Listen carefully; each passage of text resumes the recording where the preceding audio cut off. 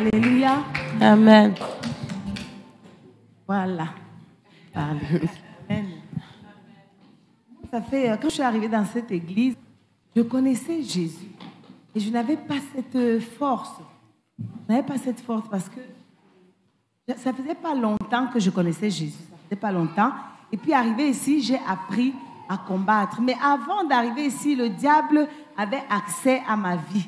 Il se permettait de jouer au foot dans la vie de mes enfants, dans mon foyer et dans ma vie à moi. Et donc, quand je suis arrivée ici, on a commencé à me former. Le pasteur Hubert m'a formée. Il m'a formée. Je suis devenue ferme. Donc, j'avais la parole qui me permettait de combattre l'ennemi. Mais ça n'a pas empêché à l'ennemi d'essayer quand même. De venir tenter, de venir essayer de jouer. Donc, pendant chaque fin d'année, il y avait toujours un truc qui se passait. Il y a eu l'année surpassée, c'est mes enfants. Parce qu'il passe beaucoup par mes enfants. Il a attaqué mes enfants. Vous êtes témoins ici de ce qui s'était passé avec mes enfants. Je suis rentrée du Cameroun, j'ai trouvé mes enfants dans des états pas possibles. On était aux urgences et tout. L'année dernière, ma maison a brûlé toujours pour tuer mes enfants parce que je n'étais pas là. Il a essayé, mais il n'a pas réussi. Parce que nous étions sur de rochers. La maison a brûlé, ça c'est le matériel. Les humains sont restés vivants. Et cette année, je passais mon année tranquille, normale, mais je savais qu'il y avait quelque chose qui n'allait pas. Tout ce que je voulais faire ne marchait pas. Tout ce que je voulais faire ne marchait pas. Le dévoreur, il réussissait à voler mon argent. Il réussissait à s'introduire dans la vie de mes enfants. Mais Christ était avec nous. La Bible, ce qui me réconfortait, c'était que Christ disait, je suis avec toi tous les jours de ta vie. Mais le diable agissait encore. Il venait quand même faire des choses. Et à la fin de cette année, je fais un songe. Je vois des dames, parce que tous les jours, je dis, j'ai envie de maigrir. Je ne fais aucun effort, hein, mais je veux maigrir. Je continue de manger de la même façon. Je veux maigrir quand même. Hein. Et donc, dans mon songe, je vois deux dames qui viennent, qui me disent, tiens, depuis que tu cherches à maigrir, nous, on t'a trouvé dans le médicament pour maigrir. Et donc, tiens, voilà le médicament. Je vois, et le Saint-Esprit me dit que c'est le poison. Et elles me disent, mais vas-y, mange. Le Saint-Esprit me dit, mets dans ta bouche pour qu'elles croient qu'elles t'ont eu. J'ai mis dans ma bouche, et quand je suis allée les accompagner, j'ai jeté. Et donc, elles avaient la satisfaction d'avoir réussi à me tuer. Et mon corps n'allait pas. Je sentais quelque chose qui n'était pas normal en moi. Je sentais qu'il y avait un truc d'anormal. Je ne me sentais pas bien. J'étais malade au travail. J'arrivais ici à l'église, j'étais bien, mais il y avait toujours un truc qui voulait sortir de ma gorge. Mais j'avais un souvenir de quand j'étais petite, des vers solitaires, là, les vers qu'il y a souvent dans le ventre. Là. Mais au Cameroun, quand j'étais petite, ils sortaient de ma gorge, on les tirait comme ça, et ils sortaient aussi de... Voilà. Et donc, je ne voulais plus... j'avais ce souvenir, j'étais traumatisée par ça pendant mon enfance, au point où je sentais ça vouloir sortir pendant les cultes. Je me rappelle, je disais toujours à ma sœur Colette, je le sens sortir. Donc, j'allais derrière, je partais boire de l'eau. Et je suis allée à la pharmacie, j'ai acheté les médicaments, j'ai dit non, ça ne peut pas sortir de ma bouche et tout. Je reviens à l'église le dimanche qui suit, la même chose. Je suis essoufflée, je ne suis pas bien, je ne me sens pas bien. Je dis, il y a un truc en moi, je ne sais pas ce qui se passe. Et j'arrive un dimanche, Hermine me dit, j'ai fait un songe sur toi, quelqu'un est venu te donner le cancer. Mais évidemment, le cancer, ça fait maigrir, non? On est d'accord. Donc, c'était ça. Elle est venue, les deux dames là, et que je connais très bien, qui sont tout le temps dans mes rêves, je les vois régulièrement, les deux dames, elles viennent toujours faire la même chose. Et donc, j'ai dit à papa, il y a quelque chose qui ne va pas dans mon corps. Il me dit, oui, je devais prier pour toi aujourd'hui. Il a prié pour moi, maman a prié pour moi. Je suis rentrée. Et après, ce jour-là, je crois que j'étais aux urgences. Je suis arrivée aux urgences parce que je n'étais pas bien. J'étais mal. Mais on n'a rien trouvé. Comment on va trouver la sorcellerie dans mon corps?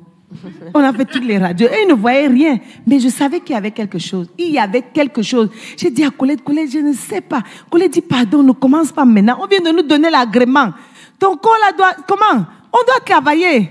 J'ai dit, je vais travailler. Même si je ne suis pas bien, je vais travailler. Je vais travailler.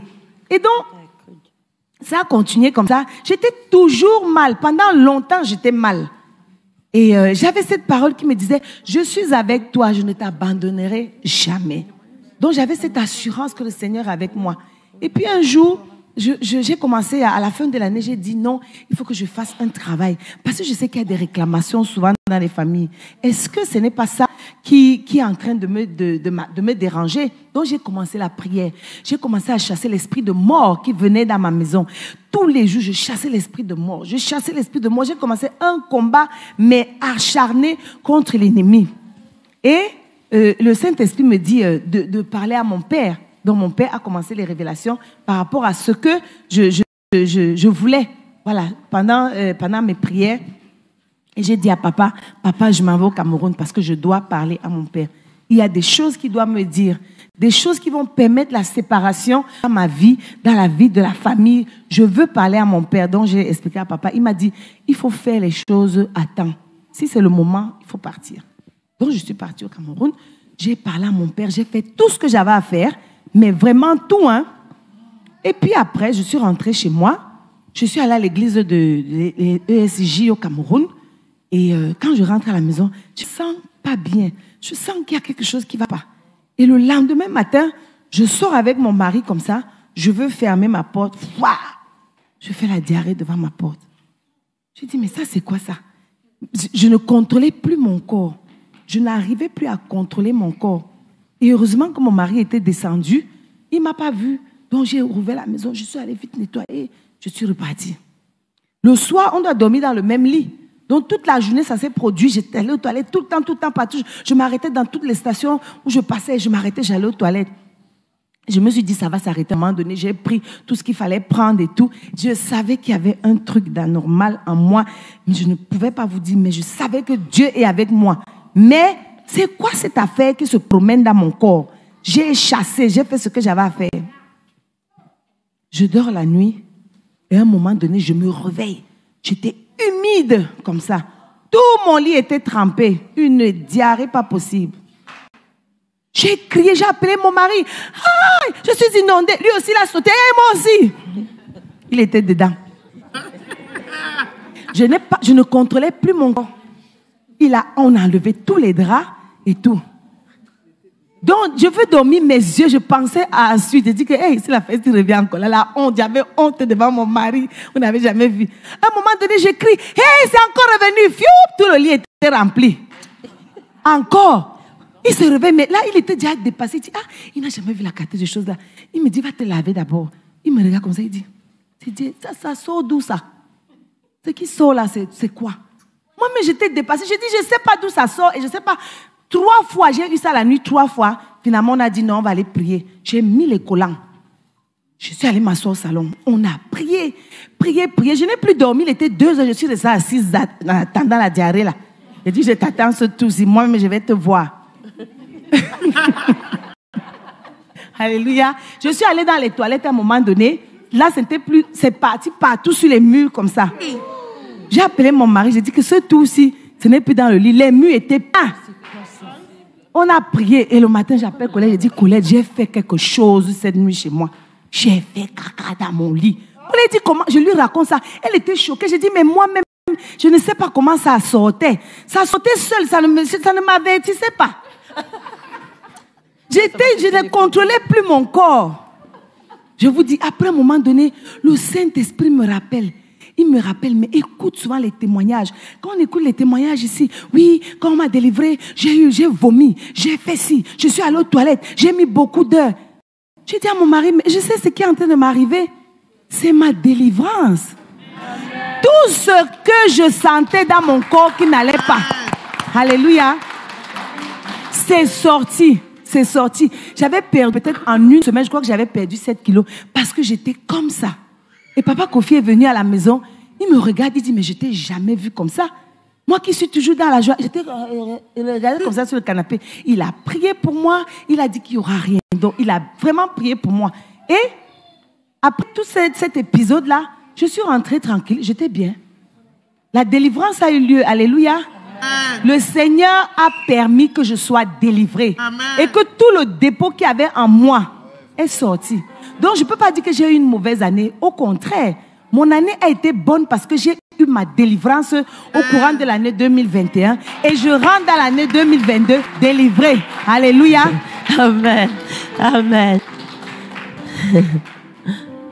Amen. Oui, hein? Amen. Waouh. Waouh. Ah oui. Énorme. Bien aimé. Aïe. Waouh. Il faut tirer des leçons.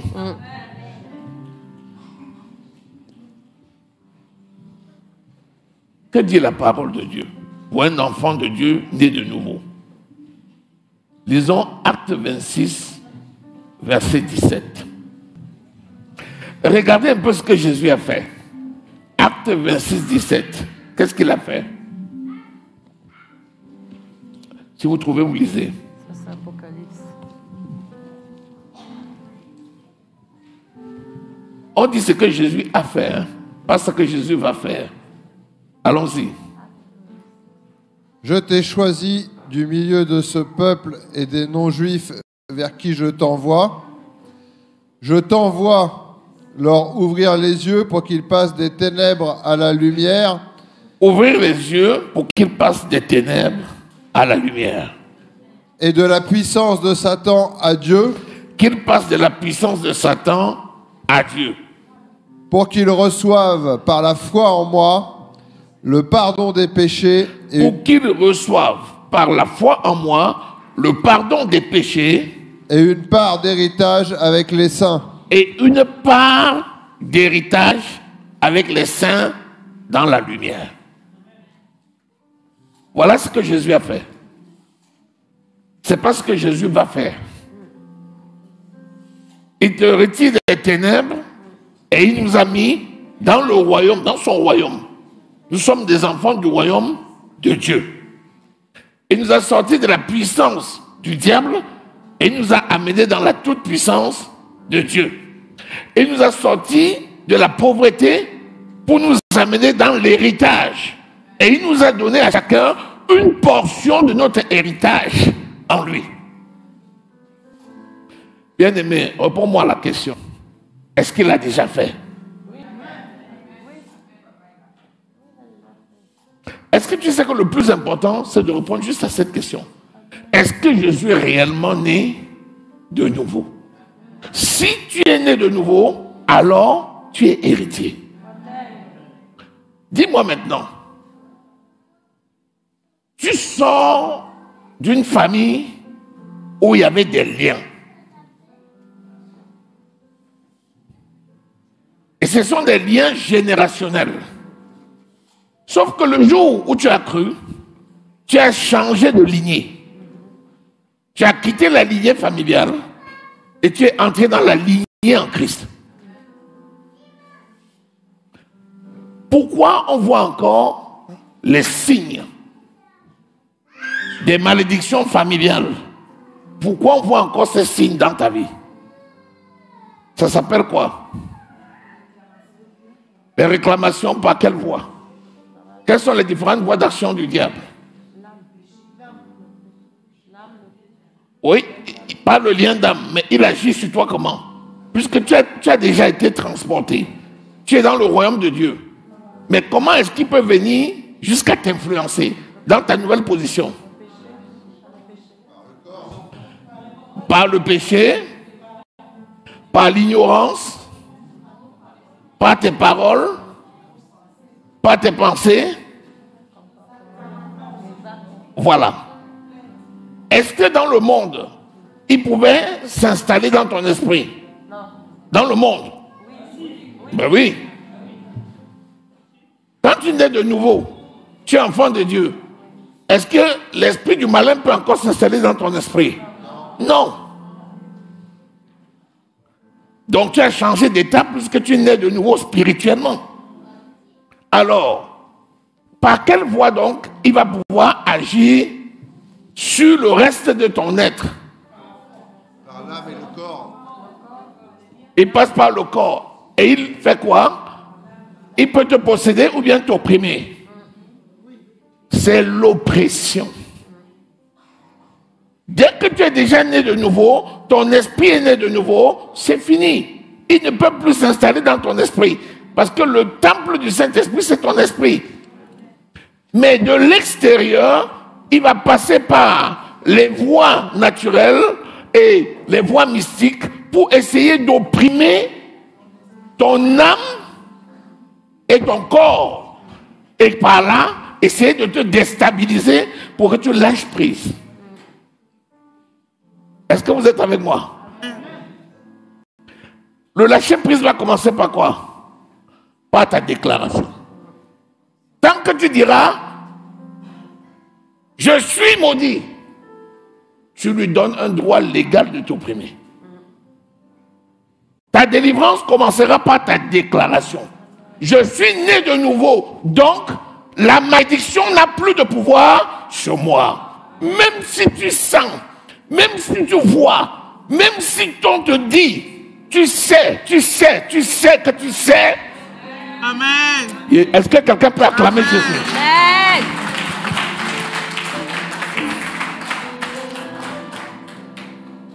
C'est pourquoi un enfant de Dieu né de nouveau ne doit plus jamais dire « je suis maudit ». Qu'il y a une malédiction de ma famille qui me frappe. Non. Amen, amen. 1000 fois, non. Même si tu vois les mêmes effets. Si les femmes n'enfantaient pas, toi tu n'enfantes pas. Tu as l'impression que c'est... Tu dis non.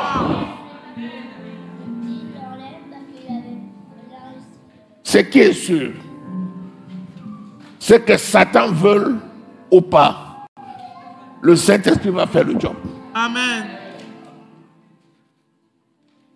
Et là maintenant, en travaillant sur ton caractère et sur ton âme, en t'appuyant sur la parole de Dieu, tu vas faire un travail de nettoyage en partant par la force de ton esprit pour combattre au niveau de ton âme et au niveau de ton corps.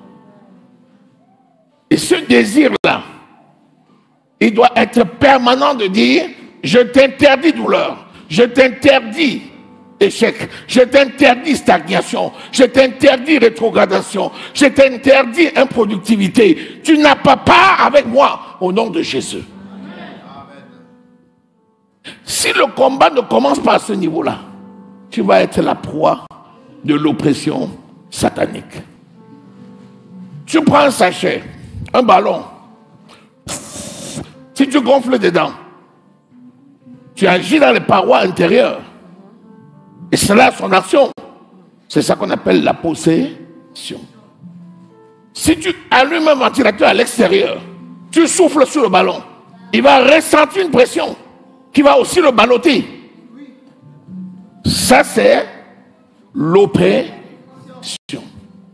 La symptomatologie va être similaire, mais ça n'a pas la même signification. Si tu ne sais pas faire, tu vas mettre la main sur la tête et tu vas commencer à te plaindre comme les païens des mêmes choses, alors que ta condition n'est pas la condition des païens.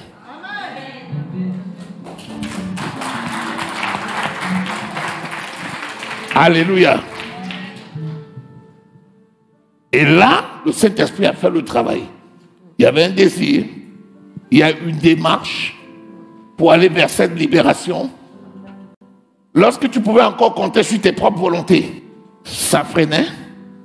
Jusqu'au moment où le lâcher prise a eu lieu, tu dis, je ne pouvais plus me... Quand il fallait se vider, mon ami, il n'y avait plus de force extérieure pour dire que tu peux retenir. C'est parti, la vidange commence. Alléluia. Gloire à notre Dieu. Alléluia. Acclamons le Seigneur. Amen. Donc, saisis ce témoignage aussi pour toi. C'est énorme. Et il y a des paroles que je ne veux plus t'entendre dire. Tu as compris? Amen. Même si ça paraît aux yeux des gens comme une folie, c'est écrit. Les choses de Dieu sont une folie pour ceux qui périssent. Dans ton langage, il y a des choses qui ne doivent plus sortir. Par exemple, si tu dis je suis pauvre, c'est que tu t'es tué. Comment tu peux dire que tu es pauvre? C'est pas possible. Comment la source de l'argent peut être pauvre? Tu n'as pas vu toi-même qu'il y a un problème? Non, même s'il n'y a pas un radis dans tes poches. Non, mon ami, je suis riche. Amen. Non, comment? Je suis riche. De toutes les bénédictions célestes. De toutes. Mais attends, Éphésiens 1:3. Dieu m'a déjà béni de toutes les bénédictions célestes. Comment peux-tu dire je suis pauvre? C'est que tu as un problème. Je suis au nom de jusqu'à ce que les yeux physiques le voient. En passant par quoi? Dans le travail, la méditation de la parole, le développement de ma foi, la mise en application, le travail. Je me lève tôt pour travailler. Je travaille avec honnêteté. Et je vois comment le fruit, le Seigneur bénit le fruit de ma labeur. Mais si tu dors dans ton lit, du matin au soir, tu ronfles, tu dis je suis riche. Tu es riche de sommeil. Tu es riche de sommeil. Il faut aller chercher les bénédictions dans les lieux célestes pour les amener. Amen. Voilà. L'image, c'est quoi? L'image, c'est une réserve de tout ce dont tu peux avoir besoin dans le ciel, au troisième ciel. Et deux conduits qui ramènent tout ça ici sur la terre. Amen. Et une vanne au niveau du robinet. En fonction de tes besoins, c'est toi qui as la responsabilité d'ouvrir la vanne pour prendre ce qui est nécessaire et de la fermer parce que tu n'es pas là pour gaspiller. Amen. Voilà l'image de notre vie terrestre. Notre esprit est au troisième ciel et nos pieds sont sur la terre. Amen. Est-ce que je parle à quelqu'un? Amen. C'est ça. N'attends pas que quelqu'un d'autre aille ouvrir la vanne pour toi. Même si ce sera le plus grand prédicateur ou le plus grand prophète de tous les temps, la vanne la sera fermée. Si tu ne te lèves pas pour tourner dessus. Tu tournes par quoi? Par la foi et par l'application des principes de la. Est-ce que tu es là? Amen. Acclame le Seigneur, acclame le Seigneur. Là tu es déjà béni. Amen. Là tu es déjà béni. Alléluia. Alléluia. Amen. Maintenant que les charges physiques sont tombées, tu vas voir. Amen. Tu vas commencer à. Acclame Jésus. Amen.